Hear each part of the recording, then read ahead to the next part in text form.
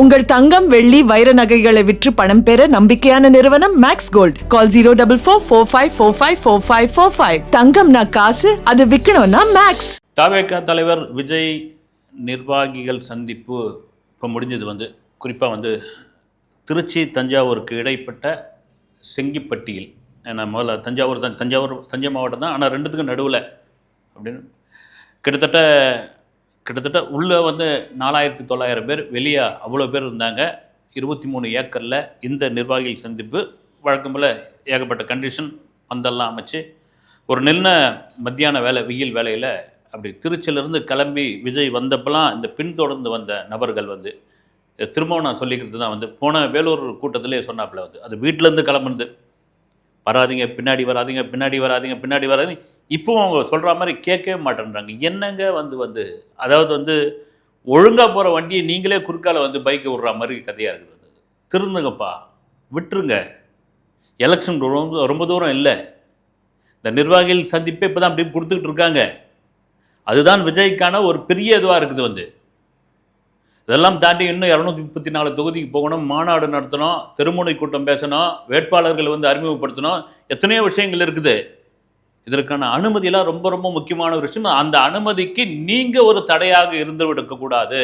உங்கள் பாசத்தில், உங்கள் அன்பில் விஜயை பார்க்கணும், அவர்கிட்ட கை கொடுக்கணும், அவர்கிட்ட டாட்டா காட்டணும், அவர்கிட்ட ரீல்ஸ் எடுத்து இன்ஸ்டாவில் போடணும், உங்கள் அன்பை வெளிப்படுத்தணும். உங்கள் ஊர் பக்கமாக போகிறார் அவர், அதனால் நீங்கள் வரவேற்கணும், எல்லாம் ரைட்டு. ஆனால் எத்தனை முறை சொன்னாலும் அதையே அந்த வண்டி பைக்கு துரத்தின்னு போகிறது, திரும்ப பின்னாடி இது பண்ணுறது. இது என்னென்னா, இது விஜய்க்கு எதிரான விஷயமாக தான் மாறும். அது நீங்களே பார்த்து திருந்துங்க. ஏன்னா அவங்களே எவ்வளோ சொல்லியிருப்பாங்க. Right, okay. விஜய் இதுக்கு முன்னாடி வேலூரில் பேசுனது, வேலூருக்கு முன்னாடி ஈரோட்டில் பேசுனது, ஈரோட்டுக்கு முன்னாடி சேலம் அப்புறம் காஞ்சிபுரம், இப்படியா அதுவும் நிர்வாகிகள் சந்திப்பில் பேசுனதில் பொதுவான அரசியல் விஷயங்கள் பேசுகிறார் விஜய். ஆனால் அந்தந்த மாவட்ட சம்பந்தமான பிரச்சனைகளை பேசுகிறாரா அப்படின்ற ஒரு கேள்வியெல்லாம் இருந்தது. நாம் கூட பேசியிருந்தோம். குறிப்பாக வடார்காடு மாவட்டம், வட தமிழ்நாடு இந்த பகுதியில் உள்ள வேலூர் மாவட்டத்தில், திருவண்ணாமலை மாவட்டத்தில், கிருஷ்ணகிரி, தருமபுரி இந்த பகுதியெல்லாம் இருக்கிற பிரச்சனைகள்னு ஒன்று இருக்குது. அதை பேசியிருக்கலாமே அப்படின்ற ஒரு கேள்வி இருந்தப்போ, இந்த முறை டெல்டானாலே விவசாயினாலே டெல்டா பகுதியில் ஒட்டுமொத்தமாக விவசாயிகளுடைய பிரச்சனையை பேசி முடிச்சிட்டார். விவசாயி தான் உயிர் நாடி. ஆண்டவனுக்கே படையல் போடுற ஒரே ஒரு மனுஷன் விவசாயி தான். ஏன்னா ஊருக்கே சாப்பாடு, உலகத்துக்கே சாப்பாடு போடுறவன், ஆண்டவனுக்கே படையல் போடுறவன் விவசாயி. இந்த ஜென்மத்தில் என்னால் விவசாயியாக பிறக்க முடியல, அதுக்கான வாய்ப்பு இல்லை. அடுத்த ஜென்மம்னு ஒன்று இருந்ததுன்னா இது வாய் வார்த்தைக்காக, இந்த மேடைக்காக நான் சொல்லலை. அடுத்து ஒரு ஜென்மம்னு ஒரு நம்பிக்கை இருந்ததுன்னா நான் கண்டிப்பாக ஒரு விவசாயியாக பிறக்கணும் அப்படின்ற ஒரு பேச்சு. இது நிச்சயமாக விஜயோடைய இந்த மேடை அலங்கார பேச்சா எனக்கு தெரியல. அதை மீறி அவர் பேசுனது தான் தமிழ்நாடு தான் விஜய் தான் தமிழ்நாடு அப்படின்னு சொன்னதெல்லாம் சில பேர் ரொம்ப ட்ரோல் பண்ணாங்க, கேலி பண்ணாங்க. என்னையாவது கட்சி ஆரம்பித்து 2 வருஷம் தான் ஆகுது, 3வது வருஷம் வந்திருக்கிற நீ வர கூட்டம்லாம் விசில் அடிச்சுன்னு பின்னால் வந்தால் தமிழ்நாடு தான் நீ ஆகிடுவா, நீ தான் தமிழ்நாடு ஆகிடுவா அப்படின்பொழுது, ஆனால் விஜய் அதில் ரொம்ப உறுதியாக தமிழ்நாட்டினுடைய ஒரே பிரதிநிதி நான் தான் அப்படின்னு ரொம்ப உறுதியாக சொல்லியிருக்காங்க. தேர்தல் நேரத்தில் அவங்கவுங்க நம்பிக்கை தான் அது, ஓகே. அதை மக்களும் ஏற்றுக்க போகிறாங்க. மக்கள் கொடுக்குற தீர்ப்பு தானே மகேஷன் தீர்ப்பு. அப்புறமா முதல்வர் திரும்ப சொல்லிக்கிட்டே இருக்காரு, இது தமிழ்நாட்டுக்கும் டெல்லிக்குமான ஒரு தேர்தல், இது டெல்லிக்கும் தமிழ்நாட்டுக்குமான தேர்தல் இது அப்படின்னாரு. நான் சொன்னேன், அது என்னங்க டெல்லிக்கும் தமிழ்நாடு, தமிழ்நாட்டுக்கும் இங்கே இருக்கிற கட்சிக்கும், குறிப்பாக டிவிகேவுக்கும், டிஎம்கே வெர்சஸ் டிவிகே வெர்சஸ் டிஎம்கே அப்படின்னு நான் சொன்னேன் நான். ஆனால் அந்த டெல்லின்ற ஒரு பேச்சை எடுத்ததுனால என்ன திரும்ப பாத்தியா விஜய் பிஜேபி ஆதரவாளர் வேறு, பிஜேபியோட பி டீம், பிஜேபியோட கையால் அப்படின்லாம் பேச ஆரம்பிச்சிட்டாங்க. இன்னும் எவ்வளோ காலம் தான் நீங்கள் தமிழ்நாடு டெல்லி தமிழ்நாடுன்னு சொல்லிகிட்டு இருக்க போகிறீங்க. விஜய் பேசுனது இங்கே குறிப்பாக திமுகவினர் இங்கே டெல்லி எதிர்ப்பு பேசுவீங்க, டெல்லிக்கு பயங்கர எதிர்ப்பு பேசுவீங்க, கொடி காட்டுவீங்க. ஆனால் ஒரு ஊழல் பிரச்சனைன்னு வந்தால் இங்கேருந்து டெல்லிக்கு ஓடி போய் சரண்டர் ஆகிடுவீங்க அப்படின்னு ஆரம்பிச்சது தான் இந்த டெல்லி தமிழ்நாடுன்ற விஷயம். கிரிக்கெட்டில் கூட தமிழ்நாடு அணியை டெல்லியால் அடிக்கவே முடியாது. குறிப்பாக கிரிக்கெட்னு சொன்ன உடனே வந்தாச்சு சிஎஸ்கே, விசில் போடு, இனி விசில் சத்தம் தான்.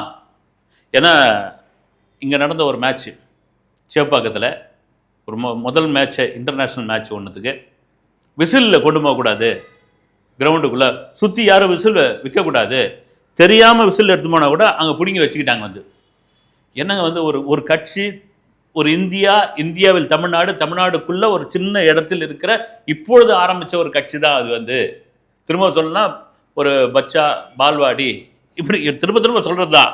அப்படியேப்பட்ட கட்சிக்கு வந்து ஒரு சின்னம் கிடச்சிருக்குது.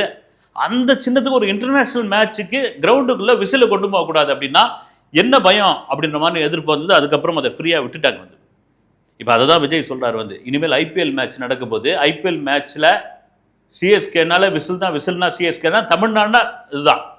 இந்த விசில் சத்தம் தமிழ்நாடு அரங்கம் தாண்டி நீங்கள் எங்கே வேணாலும் கேட்கணும்.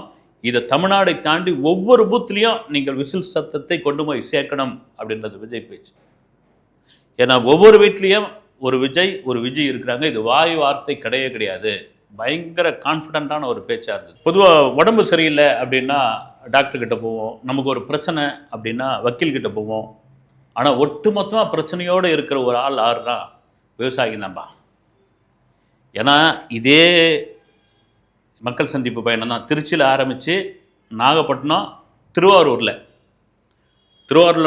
நாகப்பட்டினம் திருவாரூரில் பேசுனது தான். வந்து இந்த நெல் மூட்டைங்கள்லாம் வந்து அப்படி வந்து மழையில் நனைஞ்சு போய் முளைச்சி போய் கிடக்குது. அதுக்கு ஒரு குடோன் கட்டி தர மாட்டிங்களா?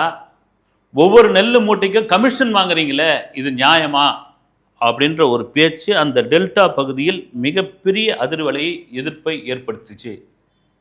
அதன் பிறகு தான் இந்த சுற்றுப்பயணம் போடுப்பா முட்டுக்கட்டுன்ற மாதிரி ஆயிடுச்சு. வந்து இப்போ இங்கே பேசின ஒரு விஷயந்தான் வந்து டெல்டா விவசாயிகள் பிரச்சனை, ஊருக்கே சோறு போடுறவங்க. இங்கேயும் அதே பிரச்சனை தான். போன வாட்டி நெல் மூட்டை முழுக்க நனைஞ்சு போச்சு. வந்து இது என்ன பண்ண முடியும்? ஏதோ கண்டுபிடிக்கிறீங்க, ஏதோ பண்ணுறீங்க, ஆனால் மூட்டைக்கு கமிஷனும் அடிச்சுக்கிட்டு தான் இருக்கிறீங்க. இதெல்லாம் மீறி மிக முக்கியமான ஒரு விஷயம், உலகின் மிக முக்கியமான ஒரு தகவல் அப்படின்னு விஜய் ஆரம்பிச்சது. ஒரு இன்டர்நேஷ்னல் பிரச்சனை. ஏன்னா வழக்கம் போல் எல்லாரும் லோக்கலாக பேசிட்டு போவாங்க. வந்து ஒரு எதிர்ப்பு அரசியல் அப்படின்னா ஒருத்தர் தாக்கிறது, பர்சனலாக தாக்கிறது, அப்புறம் வந்து ரொம்ப இறங்கி போய் அடிக்கிறது, எலெக்ஷன்லாம் மக்கள்கிட்ட இப்படி பேச்சாளர்.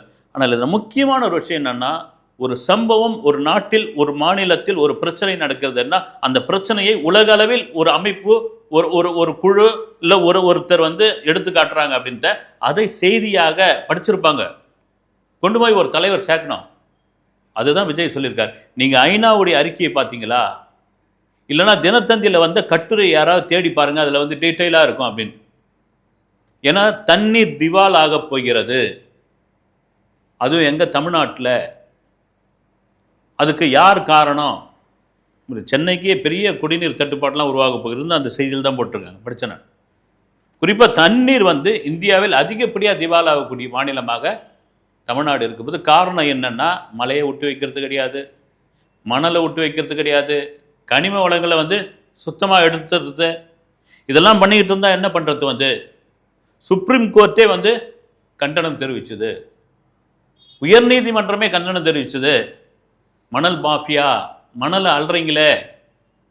ஏன்னா உங்களுக்கு வந்து ஒரு மக்கள் நலன் இலவசம் கொடுக்கறது, திட்டங்கள் தீட்டுறது, கல்வெட்டுகள் பதிக்கிறது, அப்புறமா வந்து இத்தனை ஆயிரம் வந்து நான் வந்து உங்கள் வங்கி கணக்கில் சேர்த்துட்றேன். அதை தாண்டி வந்து பொதுவான ஒரு விஷயங்கள் இருக்கிற மனையெல்லாம் காலி பண்ணிட்டு, இருக்கிற கனிம வளத்தெல்லாம் எடுத்துவிட்டு, மணலை அள்ளி அள்ளி அள்ளி கொட்டி போய் விற்றுவிட்டு, ஆறு பூரா வறண்டு போய் கிடக்குது.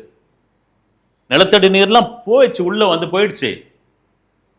ஒரு நாடு வளம் பெற வேண்டும் என்றால் அந்த நாட்டினுடைய கனிம வளங்களை பாதுகாக்க வேண்டும். அதை தான் விஜய் சொல்கிறார். மொத்தத்தையும் அடிச்சாச்சு, தண்ணி திவாலாயாச்சு, ஒவ்வொரு ஆறும் வந்து நினைவிடமாக மாறிடுச்சு. வந்து வடார்காடோட மிக முக்கிய ஆறு வந்து நான் இதெல்லாம் விஜய் அங்கே பேசுவார்னு பார்த்தேன். நான் வேலூரில் பாலாறு வந்து வறண்ட பகுதியாக மாறிடுச்சு. வந்து அப்படி இங்கே டெல்டா, ஏன்னா யானை கட்டி போர் அடிச்சது, யானை கட்டி கதிரடித்த விவசாயிகள் இருந்த இந்த டெல்டா, விவசாயிகளுடைய நிலைமை இந்த அளவுக்கு இருக்குது அப்படின்னு முழுக்க விவசாய அரசியல் பேசின விஜய் வந்து குறிப்பாக இன்டர்நேஷ்னல் லெவலில் இருக்கக்கூடிய சில செய்திகள்லாம் கொண்டு வந்து சேர்த்தது தான் மிக முக்கியமான விஷயம். ஏன்னா விஜய் வந்து தன்னுடைய பர்சனல் விஷயங்களை பற்றிலாம் பேச போகிறாரு, அப்புறம் தனக்கு எதிராக வந்து நின்னவங்கலாம் வந்து குரல் கொடுக்க போகிறாரு, இல்லது வரப்போகிற இந்த எலெக்ஷனுக்காக வந்து நான் வந்து என்ன மாதிரியான விஷயங்களை அடுத்தடுத்ததுல கவர்ச்சிகரமான விஷயங்கள்லாம் சொல்ல போறாருலாம் கிடையாதுல்ல. இந்த ஊருக்கு, இந்த பகுதிக்கு, இந்த தஞ்சைக்கும், தஞ்சை டெல்டா, திருச்சி டெல்டா, திருச்சி காவேரி, இந்த பகுதிக்கு விவசாயிகள் மிக முக்கியமான ஒரு விஷயம். அவன் வந்து சேத்துல காலை வைக்கலைன்னா நம்ம சோத்துல கையை வைக்க முடியாது. அதுதான் உண்மை. விவசாயிங்க பூரா எங்க இருக்காங்க வந்து? எல்லாம் கம்பெனி வேலைக்கு போயிட்டு இருக்காங்க வந்து. தண்ணி இல்லைன்னொடனே என்ன ஆகிடும்? நிலம்லாம் கரம்பா போயிடும். சரி, விஜய் வந்தால் இதை ஒட்டுமொத்தமாக மாற்றிடுவாரா? விஜய் வந்தால் முப்போகமும் வந்து விளையுமா, மும்மாரியும் பொழியுமா அப்படின்ற ஒரு கேள்வி இருக்க தான் செய்யும். வந்தால் என்ன பொழியும் விளையும் அப்படின்றத தாண்டி விளையறதுக்கும் பொழியறதுக்கான வேலை, விளைஞ்சதையும் பொழியறதையும் நாங்கள் பாதுகாக்கிறோம் அப்படின்ற ஒரு விஷயத்தை விஜய் சொல்கிற இந்த விஷயம்தான். அதுவும் குறிப்பாக இந்த தஞ்சையில் பேசிய ஒட்டுமொத்தோடைய ஸ்பீச்சோடைய கண்டென்ட்டே இதுதான். குறிப்பாக நானும் டெல்டாக்காரன் தான் அப்படின்னு சொல்லி உங்கள் காதலை டால்டா சுத்த விரும்பலை நான். அதே சமயத்தில் போட ஆரம்பு எங்கே பார்த்தாலும் வந்து விஜய்க்கு என்ன தெரியும், விஜய்க்கு என்ன தெரியும், விஜய் ஒரு நடிகன், விஜய் ஒரு கூத்தாடி, விஜய்க்கு வந்து பேச தெரியுமா, A4 ஷீட்டில் யாரோ எழுதி கொடுக்குறத சொல்லிக்கிட்டு பேச தெரியும், சீட் இல்லாமல் அவரால் பேச தெரியுமா, அந்தந்த பகுதியில் இருக்கிறவங்களாம் எழுதி கொடுக்குறத வச்சு பேசுகிறாரு, மொத்தத்தில் ஒன்றுமே தெரியாதுப்பா, விஜய் ஒரு டம்மியான ஆள், இப்படிலாம் சொல்லிட்டு இருங்க. ஒருத்தர் சைலண்ட்டாக இருந்தால் அவனுக்கு ஒன்றும் தெரியாதுன்னு அர்த்தமா? அது எப்படி நீங்களே முடிவு பண்ணுறீங்க? ஒன்றும் தெரியாமல் தான் இவ்வளோ பெரிய கூட்டம் எனக்கு வந்து சேருதா? உண்மையாக பாருங்கள் வந்து. ஏன்னா இந்த விவகாரத்துக்குள்ளே போகலை. நானும் ஒரு சில நண்பர்கள்லாம் கூட சொல்லிட்டு இருந்தாங்க, இப்போ விஜயோட இந்த பர்சனல் மேட்டர் ஒன்று ஓடிக்கிட்டு இருக்கு இல்லைங்களா, இதனால் இந்த தஞ்சாவூர் கூட்டத்துக்கு இப்போ நடந்து முடிஞ்சுது, அந்த கூட்டத்துக்கு ஒரு பெரிய வரவேற்புலாம் விஜய்க்கு இருக்காது, விஜயோட ஸ்பீச்லாம் எடுபடாது. குறிப்பாக வந்து பெண்கள்லாம் ரொம்ப வெறுப்பாயிட்டு இருக்காங்க. என்னப்பா பெண்கள் பாதுகாப்பு அப்படின்னு பேசுகிற, அண்ணா யூனிவர்சிட்டி விசேஷத்தை பேசுகிற, அப்புறம் வந்து உங்கள் வீட்லேயே வந்து உங்கள் அம்மா உங்கள் மனைவியே வந்து இப்படி கொடுமைப்படுத்திருக்க, அந்த அம்மா வந்து அப்படி பேசுகிறாங்க, உங்கள் வீட்டிலே பெண்ணுக்கு பாதுகாப்பு இல்லை, நீ என்ன பெண்ணு பாதுகாப்பு பற்றி பேசுகிற, இது மாதிரி வெளியே பேசிகிட்டு இருந்தாங்க. அதெல்லாம் வந்து ஒரு பெரிய ரிஃப்ளெக்ட் ஆகி பெண்கள் கூட்டமே இல்லாமல் விஜய் அப்படியே போய் இந்த ஆண்கள் கூட்டத்துக்கு மத்தியில் இல்லை பாதி இருக்கைகள் காலியாக இருக்க போதுன்னு பார்த்தா வழக்கம் போல் இந்த பெண்கள் கூட்டம் தாங்க வரவேற்கும். அப்படி ஒரு கூட்டம். திரும்பவும் ஒரு விமர்சனம் பண்ணலாம், நடிகனை பார்க்குறதுக்கு வர கூட்டம் தானேப்பா. ஒரு உச்ச நட்சத்திரம் 250 கோடி சம்பளம் வாங்குகிற ஒரு ஹீரோ, அவரை பார்க்கறதுக்கு வர கூட்டம் தானே. பார்க்கட்டானேண்ணா எலெக்ஷன் அப்போ பார்த்துக்கலாம், ஓட்டு போட வருவாங்கள்ல அப்போ தெரிஞ்சு போய்டுன்னு. இதே தான் விஜயம் சொல்கிறாரு. ரைட்டு, பார்த்துக்கலாம், எலெக்ஷன் அப்போ பாருங்கள், நீங்கள் என்னென்ன மாதிரியான விமர்சனங்கள் வைக்கிறீங்க, என்னென்ன மாதிரியான ட்ரோல் பண்ணுறீங்க, ஒன்றும் தெரியாது இப்படிலாம் சொல்லிக்கிட்டு இருக்கீங்க, அதுக்கு ஒரு பதிலடி இந்த மக்கள் கொடுப்பாங்க, நீங்கள் காத்துக்கிட்டு இருங்க. ஒவ்வொரு வீட்லேயும் ஒவ்வொரு பூத்துலேயும் விசில் சத்தம் ஒலிக்கும், ஒவ்வொரு வீட்லேயும் ஒரு விஜய் இருக்கிறாருன்ட்டு ஒரு கான்ஃபிடண்ட்டாக சொல்கிறது அவருடைய அது விருப்பம். அதெல்லாம் தாண்டி திரும்பவும் சொல்கிறது தான் வந்து மக்கள் தீர்ப்பே மகேஷின் தீர்ப்பு, மக்கள் என்ன முடிவு பண்ணுறாங்களோ அதுதான். அதெல்லாம் மீறி விஜயோடைய இந்த ஸ்பீச் ஒட்டுமொத்தமாக ஒரு பெரிய கண்டென்ட் கொடுத்த மாதிரியான ஒரு விஷயமாக தான் இந்த கூட்டம் இருந்தது. குறிப்பாக மீனவர் பிரச்சனை. இந்த மீனவர் பிரச்சனை எப்போ ஒழியும், இந்த மீனவர் பிரச்சனைக்கு எப்போ தீர்வு காணுவீங்க, எப்போ பார்த்தாலும் கடிதம் எழுதுறது யார் வந்தாலும். உண்மையிலே வந்து எனக்கு ரொம்ப பெரிய ஆச்சரியமாக இருக்குது. இன்றைக்கி கடிதம்ன்ற ஒரு விஷயமே இல்லை. இன்றைக்கி எவ்வளோ அட்வான்ஸாக போயிடுச்சு, ஏஐ அளவுக்கு வந்தாச்சு. ஆனால் மீனவர் பிரச்சனைக்கு இன்னும் கடிதம் தான் எழுதிட்டு இருக்காங்க. கடிதம் எழுதினேன், பிரதமருக்கு கடிதம் எழுதினேன், ஜனாதிபதி கடிதம் எழுதினேன், யார் வந்தாலும் கடிதம் எழுதுறீங்க. அப்போ இந்த பிரச்சனைக்கு என்ன தீர்வு அப்படின்னா, எங்களுக்கு கொடுங்க, ஒரு வாய்ப்பை கொடுங்க, நாங்கள் மீனவர் பிரச்சனை தீர்க்கிறோம், கொடுத்து பாருங்கள் நீங்கள் அப்படின்னு சொன்னது. இது ரொம்ப முக்கியமான விஷயம். நானே சொல்லிகிட்டு இருக்கேன், ஒரு ஆடுகளத்துக்குள்ளே புதுசாக ஒரு ஆட்டக்காரனை உள்ளே விட மாட்டாங்க, எந்த டீமாக இருந்தாலும். வந்து இப்போ நாம்ளே அடிச்சுப்போம், பிடிச்சிப்போம், எது வேணாலும் பண்ணிப்போம்பா. அதுதான் விஜய் சொல்கிறாரு. அதிமுக நமக்குள்ளே வந்து அடிதடியோ சண்டையோ அரவணைப்போ எதிர் தாக்குதல் எது வேணாலும் இருந்துட்டு போயிடலாம். அந்த குறுக்க வந்து இந்த விஜய் வந்து நின்றுட்டானேயா, என்னையா பண்ணுறது அப்படின்னு தான் அவங்க 2 பேரும் காண்டாயிட்டாங்க இப்போ. ஏன்னா விஜய்க்கான எதிர்ப்பு என்னன்னா 4 பக்கத்தில் இருந்து வந்த எதிர்ப்பாக மாறிடுச்சு. வந்து அதுவும் கூட்டணி இல்லைன்ற ஒரு முடிவுக்கு வந்த பிறகு இன்னும் அதிகமான அடி திரும்பிடுச்சு. அதை தான் விஜய் பேசுகிறாரு. என்ன வேணாலும் பண்ணிங்க, நீங்கள் வந்து என் மேலே என்ன வேணாலும் எதிர்ப்பு அரசியல் பேசிங்க, அதை பற்றி ஐ டோன்ட் கேர், உங்களுக்கு நான் குறுக்க வந்து நின்றுட்டேன், அப்படி தான் நிற்பேன், எனக்கு மக்கள் ஓட்டு போடுவாங்க, நான் கரெக்டான ஆள் கிடையாது, முன்னே சொன்ன மாதிரி தான் வந்து இதில் கொள்ளை அடித்து காசு பார்த்து நான் பெரிய ஆள் ஆகணும், நான் சம்பாதிக்கணுன்ற ஐடியா எனக்கு கிடையவே கிடையாதுங்க. வந்து எனக்கு ஆல்ரெடி நான் வந்து பெரிய சம்பளம் வாங்கிட்டு இருக்கிற ஒரு ஹீரோ, அதை விட்டுட்டு வந்திருக்கேன்னா ஏதோ நான் நல்லது பண்ணணுன்னு. அதை தாண்டிப்பா உங்கள் கட்சிக்காரங்க சம்பாரிச்சிங்களா என்ன பண்ணுவீங்களா? நிச்சயமாக சம்பாதிக்க விட மாட்டேன், சம்பாதிக்க மாட்டாங்க.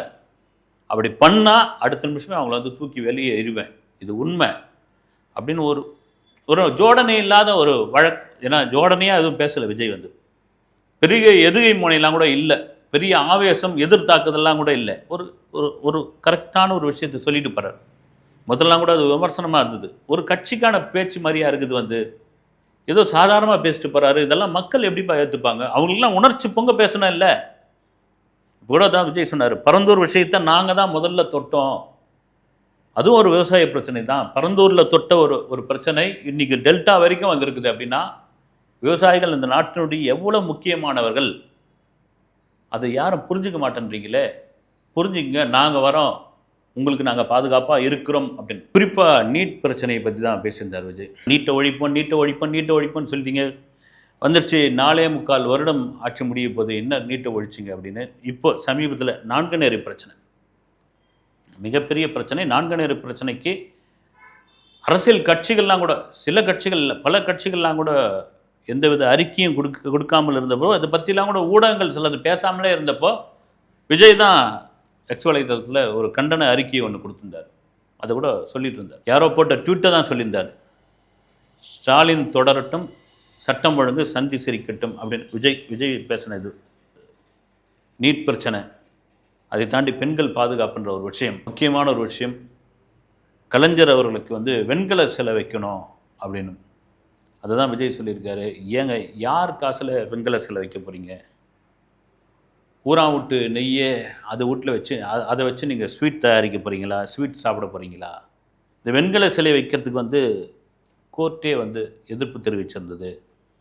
அந்த காசுக்கு ஏதாவது மக்களுக்கு பண்ணிட்டு போயிடுங்களேன், எல்லாருக்கும் சோறு போடுங்களேன், அதனால் என்ன வரப்போகிறது அப்படின்னு கேட்ட அந்த கேள்வி. இதெல்லாம் மீறி விஜய் ஒரு உற்சாக பயணத்தில், உற்சாக சந்திப்பில் தொடங்கிட்டாருன்னு தெரியும். நீங்கள் பர்சனல் அட்டாக்கு, அப்புறம் வந்து மறைமுகமான அட்டாக்கு, நேரடியான அட்டாக்கு, காலவாரி விடுறது, எதுவாக இருந்தாலும் சரி நான் பார்த்துக்கிறேன், அதெல்லாம் ரைட்டு அப்படின்னு. அதை தாண்டி அவர் ரைமிங்காக ஒரு சொன்ன விஷயம் வந்து, இப்போ இருக்கிற பசங்கள்லாம் வந்து ஓம் சக்தி பராசக்தி அப்படின்னு சொன்னதோடு சேர்த்து தீய சக்தின்னு சொல்ல ஆரம்பிச்சிட்டாங்க அப்படின்னு போட்டுருது. இதுவும் ஏதாவது மத சம்பந்தமாக, ஆன்மீக சம்பந்தமாக பிரச்சனை வந்தாலும் கூட வரலாம். மேபி வந்து அவர் ரைமிங்காக பசங்க சொல்கிறது தான் சொல்லிட்டு பண்ணார். ஒட்டுமொத்தமாக எலெக்ஷனுக்கு ரொம்ப காலம் இல்லை, ரைட், குறுகிய காலம் தான் இருக்குது, நான் வரேன், வந்துட்டேன், உங்கள் வீட்டுக்கு வந்துட்டேன், என்னை வெற்றி பெற செய்யுங்க, எனக்கு ஒரு சான்ஸ் கொடுங்க. மாறி மாறி எல்லாருக்கும் ஒரு சான்ஸ் கொடுத்தீங்க, குறிப்பாக வந்து திமுக அதிமுக அதிமுக அதிமுகன்னு கொடுத்தீங்க இல்லை, நீங்கள் எனக்கு கொடுங்க, ஒரு வாய்ப்பு கொடுங்க, கொடுத்து பாருங்கள், ஒரு நல்லாட்சியை நான் தரேன், இதை விட வேறு என்ன வேணும் அப்படின்ற ஒரு விஜயோடைய அந்த தேர்தல் பிரச்சாரம், நிர்வாகிகள் சந்திப்பு, மக்கள் சந்திப்பு, ஏதோ நான் சொல்லலாம்.